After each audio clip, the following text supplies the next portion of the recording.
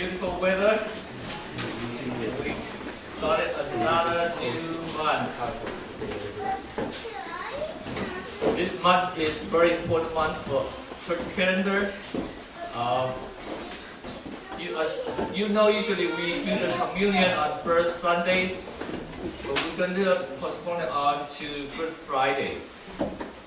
So, when is Good Friday? 2 weeks. In 2 weeks, yes. April 18th. Okay. April 18th, we're going to have a whole just English congregation for our Good Friday worship. So it's 7:30. I encourage every one of you to come. I think there's a good opportunity for us on this such important day, right? And now I encourage you that day, at least for dinner time, you will fast. Alright? So we reserve the day to really remember what Jesus has done for us. So mark on your calendar, April 18th, 7:30 here.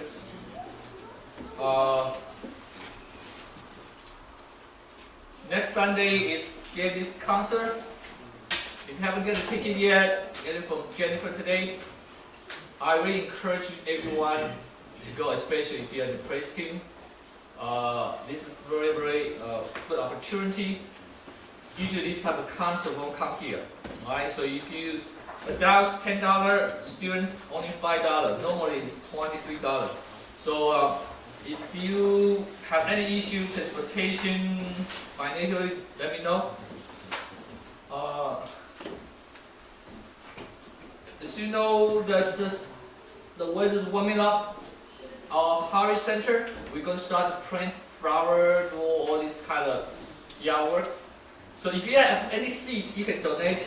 You can give it to church, to the fellowship, or you can give it to me. Right? That's for Mission Harvest Center. And on Memorial Weekend, that's May 25th, we're going to have a whole church barbecue over there. Alright. Okay? So that's everyone we can get here to see the land. That's Memorial Weekend. Okay? So just few things coming up. Also, the end of this month, April 27, 1 to 4, we have a Sunday school teacher training, especially for the young group. So we have Vicky Chan. Vicky, she is the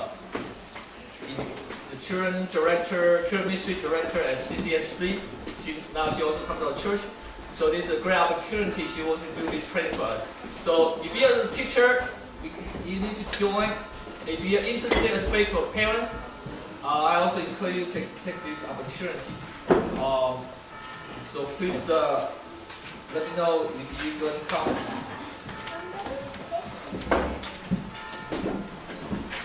July 4th to 6th is our Bread Light Conference.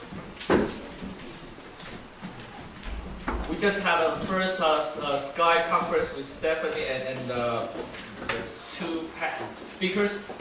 I think we're going to be a great time and great conference for us. As in the next couple of weeks, we're going to show more information, and I'm very thankful for Stephanie take a lot of effort on this project. Also, I also want to welcome Stephanie now to join our church. We call Executive Training Board. Our church has two boards. Okay, one is trustee board. We represent the church to do all these legal things to outside. Another is the pastoral group. And besides the pastors, we have a few cell group leaders take turns to join this board to pray for the major thing for the church. And we welcome Stephanie to join this board. For 2 years term, because she also involved in the college group. So pray for also thank Eric for supporting Stephanie for this. Then I can see that we can also grow more in our English congregation. So I'll keep Eric and Stephanie in the prayer.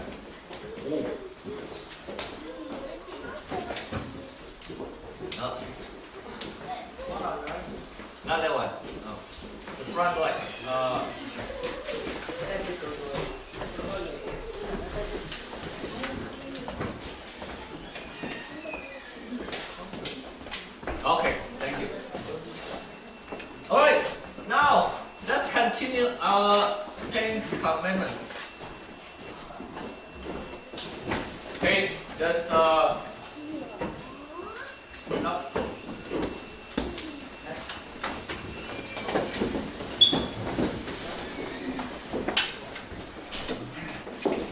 And I hope you can memorize. Oh God, sorry, turn around. So, okay. Alright, let's try. And God spoke all these words, saying, I am the Lord your God, who brought you out of the land of Egypt, out of the house of slavery. You should have no other God before me. You should not make for yourself an idol. You shall not take the name of the Lord in vain. Remember the Sabbath day to keep it holy. Honor your father and your mother. You shall not commit. You shall not commit adultery. You shall not steal. All right, thank you. Let's pray. Father God, once again we thank you for your word. Speak to us. Help us to see the commandment is not just a burden, but it's for our good. In Jesus' name we pray. Amen. You see it? Wow. Number 8, right? Almost there. 2 more to go. You should not steal. Anyone you never have let anything, nobody stole anything from you. Anyone like that? Have you never let anyone, you never lost anything that nobody steal anything from you? Everyone, you have this experience? Someone steal something from you? Yeah. Really? Wow. And me too. Not exactly like this, but similar. When I was in college back in Taiwan, I have a Honda 90cc motorcycle. And actually it's very fancy, better than this. I like it very much. It's red, I shine it, I polish, and I even make the handle like kind of pop up, So, wow, that's my best toy. But it's not just for toy. In college, we need to use as for transportation. Actually, every day I need to ride a motorcycle to school. So I park it outside the school. Okay, not driving, so I park it. Everyone park it outside the school wall. One day after class, you know what happened, right? Yeah, I couldn't find my beloved motorcycle. Ah, couldn't believe that. How do you feel when someone stole your item? Yeah, Daniel? Sad? Yes. Yeah. Frustrated. I think everyone you have this, not just you lost this property, you feel you were intruded, right? This is my things. How can people take it? And yet we all know this happened on everyone, right? Not just little small thing or big things. So I still dream someday I can find my motorcycle. So, a burglary occurred every 14.6 seconds. Wow, after the sermon, already many burglaries happened. 73.9% of all burglaries were on the residential property. Wow. And let me ask you, usually when the burglary happens, it's during the night or during the day? Night. During the night? Sure? All the time. Yeah. Actually, for residential burglary, usually 65% is during the day. Yes. Oh, is it because like at night they're from work and then everyone Yeah. And recently I heard that you better, actually I change. Your GPS, whatever, don't put address your home. If you put your car's GPS, you say, oh, home. Some people you go to the ball game, and watch the game, and someone breaking in your car, and then they know where's the home, and then they know you are in the ball game, so they take time to clean up your house. So that's good advice that don't set the address of the home exactly your home. Maybe you can change to a few houses, you know. Otherwise,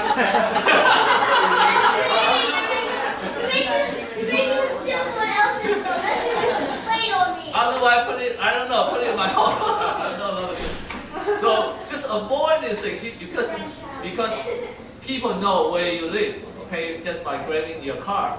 So 60.5 probably first entry, right? They kick in or they break in, and that's why the security system is very important. Oh, okay. So Martin Luther said, if you look at the mankind, all its condition is nothing but that's why still full of great. I think that's very true nowadays. Wow, why we need keys? Everyone has a lot of keys. Why we need keys? Yeah? Daniel, why we need keys? Yeah, to think about it, if nobody lock your car, right? And nobody lock when you leave the house, nobody lock at home. So this command actually just happen every day. We need to watch out because it's happening every moment, every 14.6 seconds. And yet God especially in the Ten Commandments said, you shall not steal. And so you see, we are breaking this commandment. What's stealing? Taking someone else's property without Oh, intentional. wow! You read my notes before? Oh wow!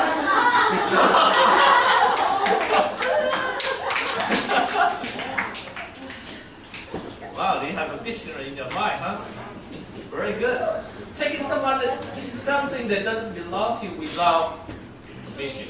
That's stealing, right? We all know these two things, right? Communism or capitalism. What's capitalism? Doing something that's I mean, especially on the ownership of the property. Yeah, and nobody really own their property, right? Every government, the state own all the properties, right? They just give it to you, or they just can take it away. What's capitalism? You own your property, right? You have private ownership. There are many differences, but this major difference we talk about is stealing. Is that true that we own all these things belong to us? Yes or no? no. As a Christian, we should know everything belongs to God. This is what the Bible says. The earth is the Lord's, and fullness therefore the world and those who dwell therein. Every beast of the forest is mine, the cattle on the southern hill. I know all the birds of the hill and all the fools in the field is mine. Wow. So as a Christian, we need to know something we own actually is God's blessing, God's entrusting to you. Alright? It's not that, oh, this is mine. So we need to know this. Ultimately, everything belongs to the Lord. But what you have now is God entrusts you, you need to be a good steward. There are two types of stealing. One is steal from people. Give me some example besides with, yes? Stealing, like going into someone's house. Okay, we talk about that. Yeah, what other type of stealing? Like something like being like someone's like a bag or a pocket and you sneak behind them and then like you take some, yeah. Okay. Yeah. I think someone ATM account. Okay, ATM can, yeah. Something they're not looking, going through people's bags. Okay, we will steal, Jordan. Stealing somebody's Fine, okay, now we get into something others. Okay. So we'll see first, we all know this steal from other people. Old Testament talk about this. If a man steal an ox or a sheep, and killed it and sold it, he needs to be paid. Right? actually not only steal something, you steal people. What's that called? Oh. Wow. Whoever steals a man and sells him, and anyone found in possession of him should be put to death. So not just steal something, steal people, and this is happening. We call what? And also we call. Yeah. Like in China, like they do that to a lot of people, and then like they also like kidnap children, and then like they cut their tongue. Yeah, we call it human trafficking, right? Estimated 700,000 to 2 million people were trafficked globally each year. So if you watch the news, actually this is very serious thing. We thought, oh, no more slavery, but actually we changed the term, human trafficking. And this is a big problem that's in our society, and it's big businesses, not 0.5 billion every year. So when you think about stealing, don't forget, stealing from people. It's also, how about shoplifting? Go into shops and stuff like Yeah. Go to the shop and steal. Aha. Okay. So be careful that some little kid they don't know this. Oh, I love this, and grab it and run out of store. 30 billion worth of goods are stolen from retailers every year, and they're making $35 million a day. Wow, you just see why, if you want to look for the business, security is a good business, go in. There are approximately 27 million shoplifters, 1 in 11 people. Whoa. So maybe we have some here. If you count by this ratio, how about this? Is that stealing? We all did in New York City. What's that mean? Security flaw. When somebody sees a camera and the camera doesn't see them. Good guess, good guess. Someone financial. Oh, Eric Anderson. Yeah. I know this because my company did it. Ah, yeah. It's misrepresentation of something, and you sell it as something else to somebody. Yeah. Okay. I probably Eva also can know this. Within New York City, that you think usually people steal something is only because they are poor. Actually, rich people steal more money. They get away with it more. And they can get away with it, right? And that's why we call security fraud. What's that mean? You heard about this? But not enough, right? It's on the news. He is high executive of the company and used to be CEO of the net exchange. He's very high power officials, and yet he created this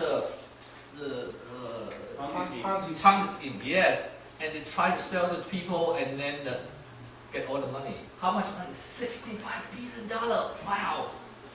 This is biggest in U.S. history.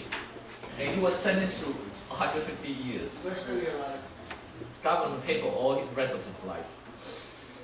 So, stealing is not just for the poor people. Alright?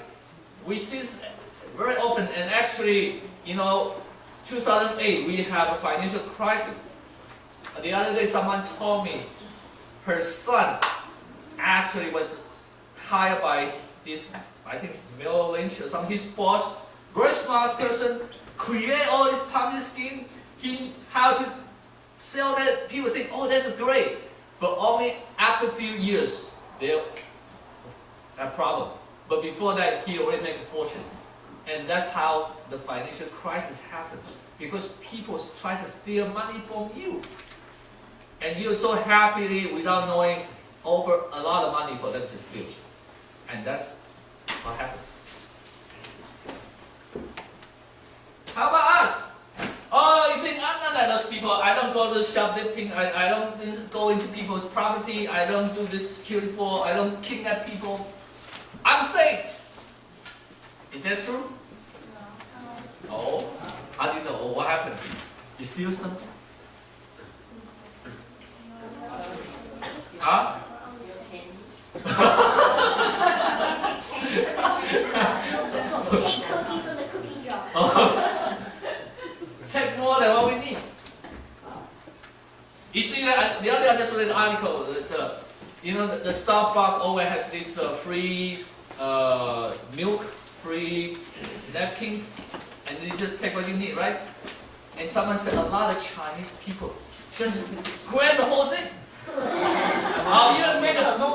Or even bring the bucket and then collect all this milk. Is that stealing? It takes more than you need. I don't know, because it's like public, like if it's really like if anyone could take, I mean, I don't know. Obviously they don't want you to, but like they said there's no rule. But I saw this guy taking ice yesterday at the soda fountain. It was like he took a plastic bag and then went to the ice pack and it was like 5 nights later he went home. So you see, you know that this purpose is not for you to, that's for people to eat there and then what they need, right? So you take more than you need, or you go to a hotel, you grab all the towel, bring it home. Oh wait, do you ever get the store-bought burger? Like they have like this free cafe where it's like free food, like free ice cream and stuff. And like I used to like, yeah, usually I used to like go there and always like it's like a lot of food. So this, unfortunately, see, this happened a lot in Chinese. That's why Chinese newspaper talk about it. You know? So that is also stealing. Actually, I have a cousin, Auntie Linda's cousin. She's a medical doctor's office in Brushing, and she told me very often, you know, the tissue, all this toilet paper in the bathroom or the flower in the bed often would just disappear. In our school, like a couple of months ago, somebody stole the toilet paper, and then they had to make an announcement, please give back the toilet paper. All right, so I think maybe somehow we're all guilty on that. Then if you say, I don't do that, how about this? Oh, yeah. It's still the time from your work, right? 75 minutes every day. That's statistics, okay? So a company lost $66,250 per employee. What? We all see that. I don't do that. Right? Okay, you don't. So that's very common. Or you grab all the free stationery back from the office for you to use, right? So we that's okay. The company is rich, but is that considered stealing? How about we steal from God? Well, one of the pastors stole like something like that, and then he got like fired. Actually, before this, we all know now it's tax season. Do you honestly report your tax? That those money is supposed to belong to government, or you take it? So I use all this example. Just think about it. This commitment is actually maybe a pride to us that you didn't realize. And you see, the stealing is so important for. Do not steal is so important for our society, isn't it? That's honesty, trust. When you lost this, everyone suffer. See, we all need to have this key security system. We need to have all these mechanism to make sure nobody cheat, but people still try to cheat. So, but now especially we steal from God. Wow. And that's why the book of Malachi said, well, man rob God, yet you are robbing me. But you said, how have we robbed you? In your tithe and contributions. Wow, what does that mean? Because in the Old Testament time, God required all Israelites to give 10% to God. That's in Leviticus, right? All your field, every time you harvest, then 10% belong to God. Actually, besides 10%, there's also many festival, any contribution, you need to give it to God. And they didn't do it. So the prophet Malachi said, you rob God. Wow, how dare you are. Yes, as Christian, maybe we also do that. The church of today is not great at giving. You want to guess how much percentage Christian give? 10%. 1%. Huh? 9.5. $1. 2%? Well, 5%.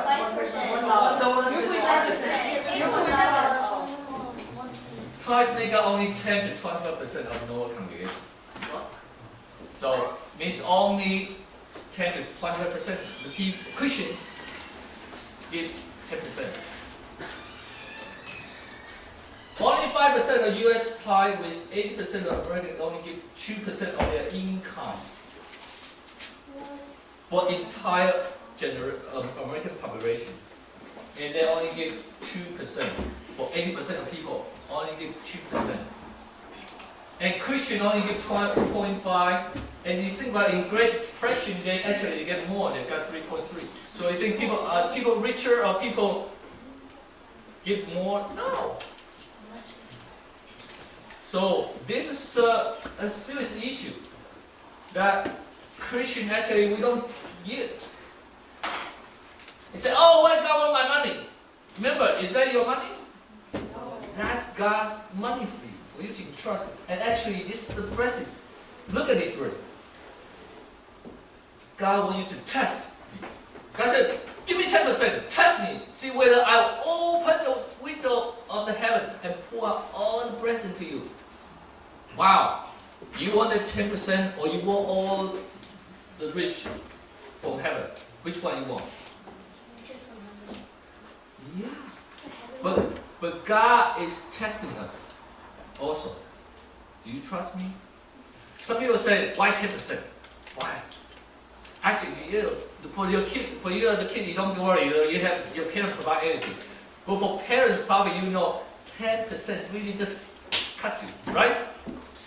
If it's very little, it's okay, 2%.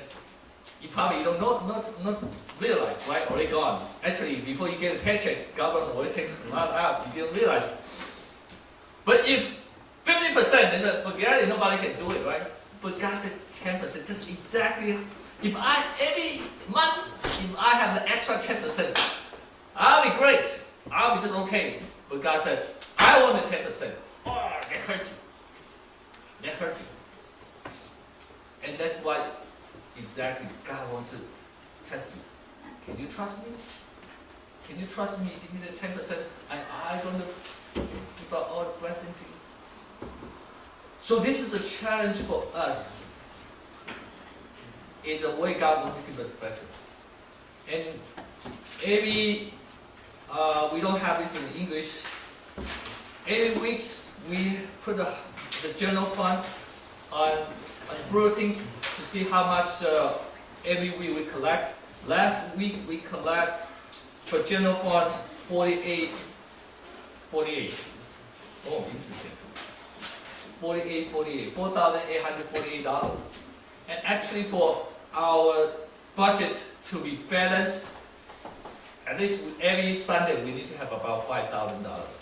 That's just kind of minimum to balance our church budget. So actually, you see, last week we were short. You know, How many adults was your congregation? 258. Yeah. Okay, quickly divide it, right? And actually, children can.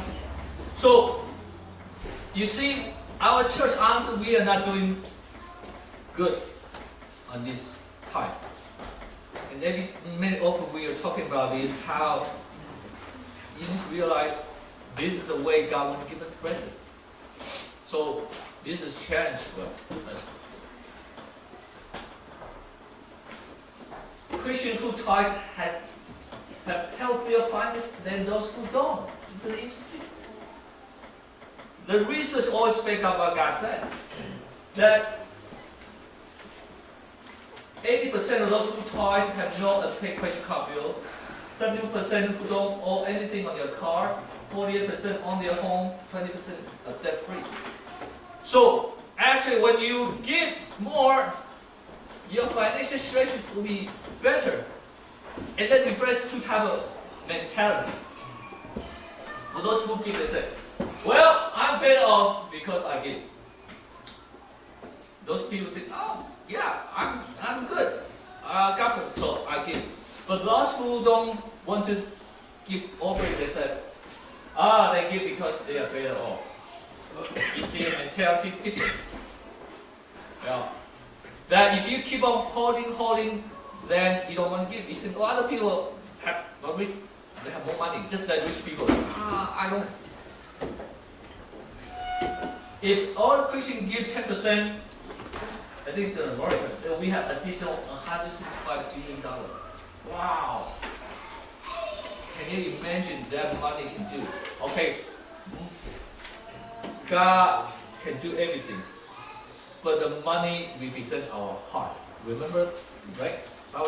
Where the treasure is, where the heart is. And if we really can break through this, we dare today offer 10%. You can see God's kingdom can expand much quicker. So quickly, I want to what's this apply to us? Two things. Stop stealing and start to work. Ephesians says, let the thief no longer steal, but rather let him labor, doing honest work with his own hands, so he may have something to share with anyone in need. The Bible teaches you need to work, otherwise you cannot eat. And yes, in the church, there's someone steal something. So Paul said, don't steal. For those people, no longer steal. You need to work. But how about your student?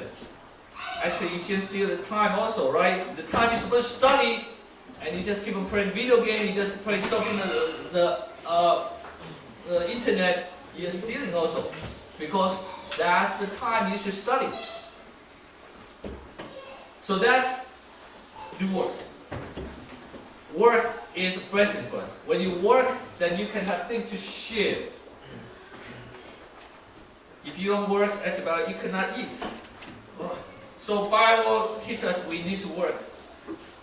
Second, start accumulating and start to give. Really, that's the way God works. God always challenges you. You feel you don't have enough, but you still dare to give. And you see the miracle happen. The point is this. Whoever sows sparing will also reap sparing. Whoever sows bountifully will also reap bountifully. You need to dare to give. And then we need to give it cheerfully. Bread of life, one of the main characters is we are the church to give. You know, our mother church, River Life Christian Church in California, they give. When we start a church, they give bountifully to us. Otherwise, we cannot have this church. And they give a lot to churches in Africa, all over the world. So before they even own their own building. So what I heard is when they have a conference, they're still using the rented school. And all these branch churches, they receive their help, they build their own church, and then they come back to their mother church, and they're surprised to see, wow, they give the money to us, but they don't have their own building. You see, they give before they own everything. You don't wait and you say, oh, I have all this, then I'll give it to you. No, that's not God's formula. God's formula is, even I don't have everything yet, but I still want to give. And that's what God blessed them. And that's something we need to learn from for our church also, that we need to be able to give. If we keep on holding just, oh, I don't have, they are better off than give, then we lost the opportunity to receive blessing. So, hope this commandment help us not just say, oh, I don't steal things, but do you steal time from God? Do you steal money from God? And we reverse that. We want to work hard and we want to give more. So we see God's blessing upon us. Michael?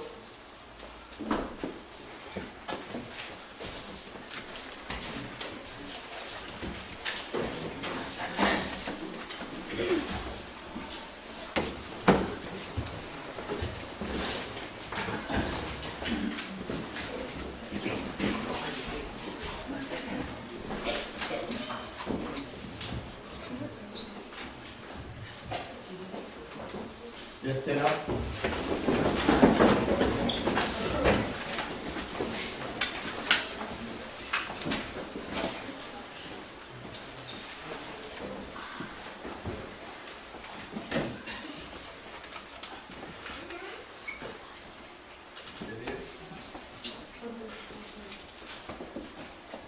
Okay.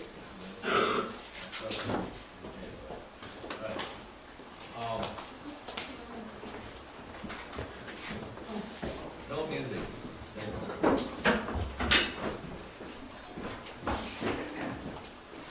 It's okay. It's alright. Let's just use time to pray that how we can better use God's resources for us, the time, the money, so we can use it to glorify God. Let's pray. Dear Lord, we just thank you for this time we can learn your commandments and help us to see the beauty of this. When we see around us so many stealing happening, Lord, we pray that you give us the power. Give us the power to break through this. So we will know that not only we don't take advantage of little things, but we want to give you more. Help us to not just holding all this for us, but we will enlarge our tents to give all this to you. Let's sing this together. Oh, let thy name, oh, let thy name, I lay them down for you, oh Lord. Oh, my regret, oh, my afraid, the joy and the pain, I making them yours. Oh, I offer my life to you, everything I can do. Use it for your glory, Lord, I offer my gaze to you, lifting my praise to you, as a pleasing sound.